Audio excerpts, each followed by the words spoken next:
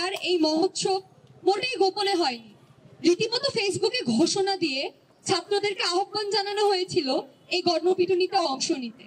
ফজলুল হক হলের house tutor সহ অন্য শিক্ষকরা সেখানে উপস্থিত হয়েও মবের বিরুদ্ধে রুখে দাঁড়াতে ব্যর্থ হন।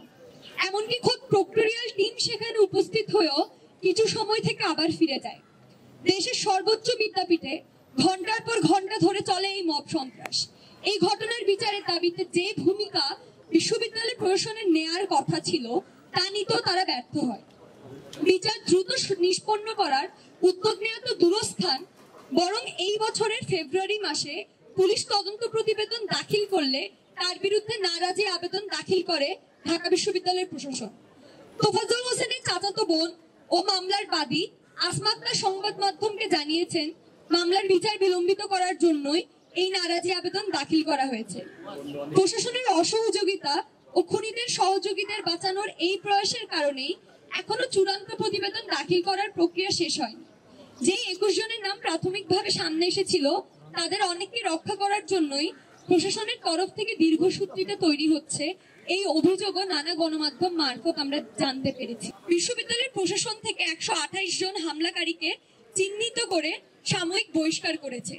যদিও এই তালিকায় বিশ্ববিদ্যালয়ের বাহিরের অনেকের নাম ছিল, চিহ্নিত অনেক হামলাকারীরা সেই তালিকায় ছিল না।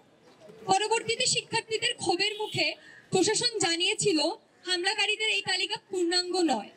বিশ্ববিদ্যালয় প্রশাসন শিগগিরই পূর্ণাঙ্গ তালিকা প্রকাশ করে বিচারের আওতায় নিয়ে আসবে। রাষ্ট্রীয় গোয়েন্দা সংস্থাসমূহের যোগসাজশের যে নিদর্শন আমরা ইতিপূর্বে পেয়েছি, তাতে এই ঘটনাটিকে সরলভাবে দেখার কোনো সুযোগ আমাদের সামনে থাকে না।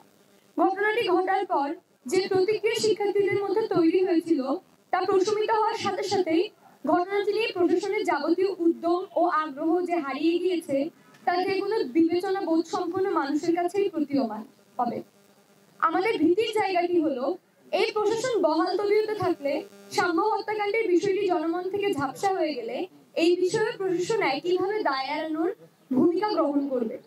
সাম্য হত্যাকাণ্ডের পরও দেখা গেল বিশ্ববিদ্যালয়ের প্রশাসন বাদী হয়ে শাহবাগ থানায় মামলা করেনি, বরঞ্চ মামলা করার জন্য সাম্যের পরিবারের উপর নানা ধরনের হুমকি বা ঝুঁকি আসতে পারে সেটা এড়িয়ে প্রশাসনের পক্ষ থেকে বাদী হয়ে মামলা করা যেত।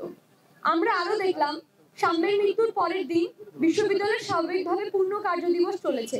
মৃত্যুর একদিন পরে 15 মে প্রহসনমূলক অর্ধ দিবস শোক পালন করা হয় বিশ্ববিদ্যালয় প্রশাসনের পক্ষ থেকে। প্রহসনের অর্ধ দিবস শোক প্রত্যাখ্যান করে সন্ত্রাস বিরোধী শিক্ষার্থীবৃন্দের ডাকা ধর্মঘটের চাপে পরবর্তীতে পূর্ণ দিবস করা হয়। এছাড়া পুলিশ কর্মকর্তাদের সাথে বৈঠকে শিক্ষার্থীদের কোনো প্রতিনিধি রাখা হয় নাই। উক্ত ঘটনার যেমন নিরাপত্তা ব্যবস্থার ভাগ 2025 সালে প্রকাশিত global law and order index 2024 অনুসারে বাংলাদেশ 124 দেশের মধ্যে 127তম অবস্থানে রয়েছে, যা বিচার ও নিরাপত্তা খাতে স্থবিরতা ও আস্থার অভাবকে স্পর্শ করে। বিচারহীনতার সংস্কৃতি 5 আগস্টের রক্তাক্ত গণ অভ্যুত্থানের পর অন্তর্বর্তীকালীন সরকারের প্রধান ম্যান্ডেট ছিল ফ্যাসিস্ট আওয়ামী লীগের নেতৃত্বে পরিচালিত হত্যাযজ্ঞে নেতৃত্ব দেওয়া নেতাকর্মী ও তাদের সহযোগীদের বিচার। এই বিচারের ক্ষেত্রে এখন পর্যন্ত সরকার চরমভাবে ব্যর্থ। এছাড়া বিভিন্ন মব ভায়োলেন্স ও সহিংস ঘটনার বিচারে এই সরকারের সুস্পষ্ট গাফিলতি লক্ষ্য করা যাচ্ছে। মব সন্ত্রাস ও গণপিটুনি 2024 সালের আগস্ট থেকে 2025 সালের ফেব্রুয়ারির মধ্যে 114টি গণপিটুনির ঘটনায় 119 জন নিহত হন এবং 74 জন আহত হন।